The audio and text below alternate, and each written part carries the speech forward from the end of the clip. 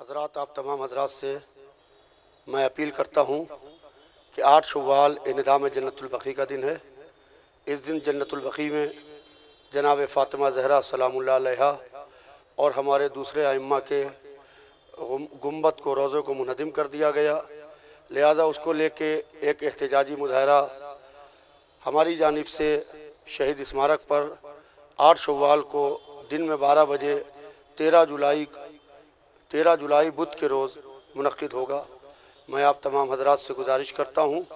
کہ 8 شوال کے دن کو یوم بقیع کے طور پر منائیں، جیسے رمضان کا آخری جمعہ یوم القدس کے نام پر منایا جاتا ہے، اور جو جہاں گو پر بھی رہے وہ 8 شوال کو جناب زہرا کے روضے کی تعمیر کے لیے احتجاجی مظاہرہ کریں۔ وہ لوگ جو کہتے ہیں کہ احتجاج سے کیا ہوتا ہے، کم سے کم احتجاج سے پتہ چلتا ہے کہ ظالم کون ہے اور مظلوم کون ہے۔ میں تمام مومنین سے اپیل کرتا ہوں کہ 8 شوال کو تھوڑی دیر کے واسطے اپنے کاروبار بند رکھیں، سیاہ لباس پہنیں، اس دن کو بلیک ڈے کے نام سے کالا دیوس منائیں، اور جب اپنے گھر سے نکلیں تو یہ نیت کر کے نکلیں، ہم جناب فاطمہ زہرا حسین ابن علی کی مادر گرامی کے روضے کی تعمیر کے لیے گھر سے نکل رہے ہیں۔ میں امید کرتا ہوں کہ انشاءاللہ